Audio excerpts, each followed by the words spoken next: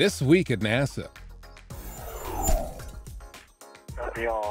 Outside the International Space Station, Expedition 35 flight engineers Chris Cassidy and Tom Marshburn of NASA conducted a 5-hour, 30-minute spacewalk on the station's P6 truss to replace a suspect pump controller box, which distributes coolant to the station's thermal control system.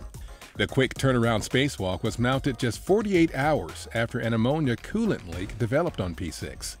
After installing the spare pump, power was turned on and the system appeared to be working properly, with no indications of ammonia leaking from the pump. It's going to take some time. It'll take some weeks for us to look at the system, evaluate the system, and make sure we did indeed stop the leak. With the crew that we had, they'd actually been out to this work site together on a previous shuttle mission, so a lot of things worked in our favor to be able to pull this spacewalk together. The spacewalk was the fourth for both Cassidy and Marshburn and the 168th spacewalk in support of station assembly and maintenance. Marshburn will return to Earth Monday night, U.S. time, with Expedition 35 Commander Chris Hadfield and cosmonaut Roman Romanenko in their Soyuz spacecraft. NASA Administrator Charlie Bolden delivered opening remarks at the Humans to Mars Summit at George Washington University.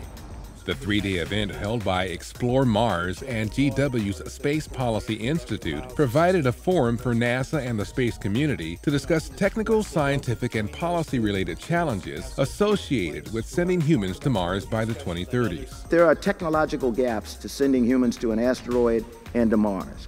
And so every single moment of our time and every single dollar of our assets must be dedicated to developing those technologies that allow us to go beyond low Earth orbit. Also discussed the planned NASA initiative to send humans to an asteroid and the importance of work by astronauts during long-duration missions aboard the International Space Station.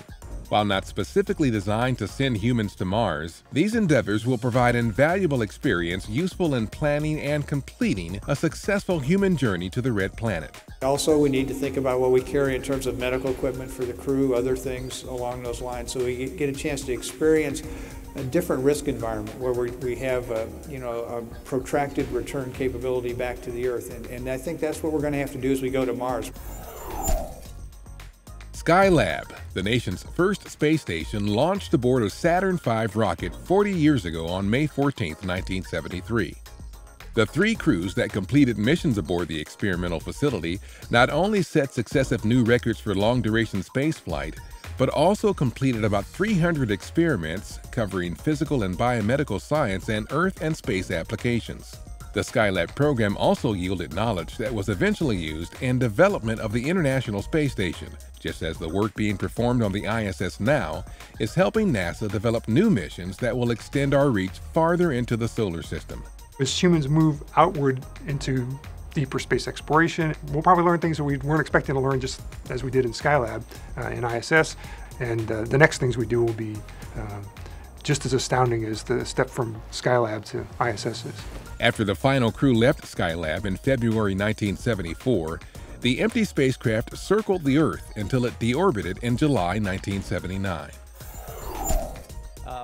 During a NASA TV in-flight event on May 7th, Expedition 35 flight engineer Tom Marshburn of NASA discussed the work being done on the International Space Station with members of the Senate Committee on Commerce, Science, and Transportation Subcommittee on Science and Space.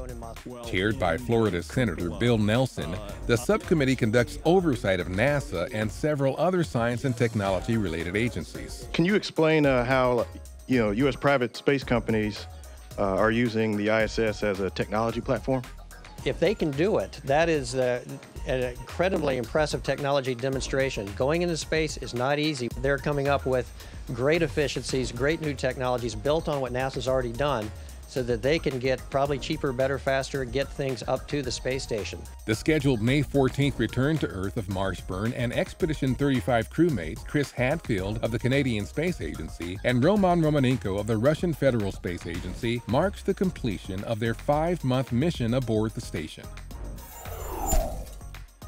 Meanwhile, the next crew headed to the space station, Expedition 3637 Soyuz Commander Fyodor Yurchikhin of the Russian Federal Space Agency, NASA flight engineer Karen Nyberg, and flight engineer Luca Parmitano of the European Space Agency fielded questions from the news media as part of their pre-launch activities at the Gagarin Cosmonaut Training Center in Star City, Russia. The crew is scheduled to travel to the Kazakhstan launch site May 16th to complete training in advance of its launch to the station on May 29th local time. After being incommunicado with the ground during the recent solar conjunction, the Mars Curiosity rover is preparing to get back to wheeling around the red planet, and thanks to a software update, the rover now has the ability to navigate more on its own. The new Autonomous Navigation Capability, or AutoNav, enables the rover to evaluate and select safe paths of travel with less input from the rover team on the ground. Curiosity also received a software update to prevent the sensitive telescopic eye of the ChemCam instrument from being burned by the sun. The update is designed to make sure ChemCam's eye is never pointed directly at the sun. And the rover team is also confirming the calibration of Curiosity's navigation cameras before driving to a new location. Plans are in the works for a short drive to a new drill site called Cumberland, about 9 feet west of where Curiosity's drill first touched Martian stone in February. A new Google Earth Engine time-lapse made from Landsat satellite imagery captures the rapid growth from 1984 to 2012 of Las Vegas, Nevada, the fastest-growing city in the U.S. over the past 2 decades. Each frame of the time-lapse is constructed from a year of Landsat data and equates to about a 1.7 terapixel snapshot. Jointly managed by NASA and the U.S. Geological Survey, the Landsat program has acquired images of the Earth's surface since 1972, providing critical scientific information about our changing planet. The time-lapse is located at http://earthengine.google.org/#intro/Las Vegas. These bugs, flightless fruit flies, may someday help make airplanes more fuel efficient. Their work starts in a wind tunnel at NASA's Langley Research Center, where technicians install the edge of a wing that's covered with a special coating. The task is to design a surface that prevents insect residues from sticking. Okay? And the reason is that if you have any residue sticking, it trips the airflow over it. Rough airflow increases airplane fuel usage, as much as 30%, says NASA's Environmentally Responsible Aviation Project. Between the commercial coatings we've looked at and new coatings and surfaces that we've engineered and modified, we've looked at about 60 different surfaces. For the bugs, it's up close. They're launched at the coated wing at about 150 miles an hour. The researchers' goal? To narrow the field of coatings to a few that are effective enough to test on an airplane in flight.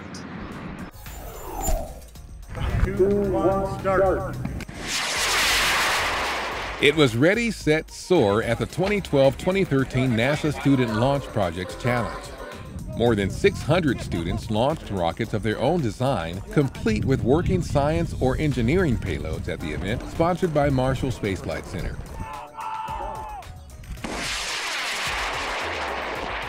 The goal was to see which rocket could come closest to the 1-mile mark and safely return its payload to Earth. Of the 54 teams that participated, 10 received preliminary awards. The grand prize of $5,000 from ATK Aerospace Group will be awarded May 17th after final post-flight analysis and reviews are complete. 3, 2, 1. Roger, have a liftoff and the clock is operating. On May 15, 1963, Mercury Atlas 9, the final manned space mission of the U.S. Mercury program, launched from Cape Canaveral, Florida. Hey, Roger, you're looking beautiful. On board the spacecraft, named Faith 7, was astronaut Gordon Cooper.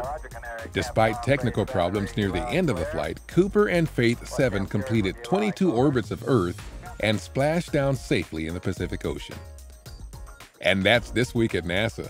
For more on these and other stories, or to follow us on Ustream, Flickr, and other social media, log on to www.nasa.gov.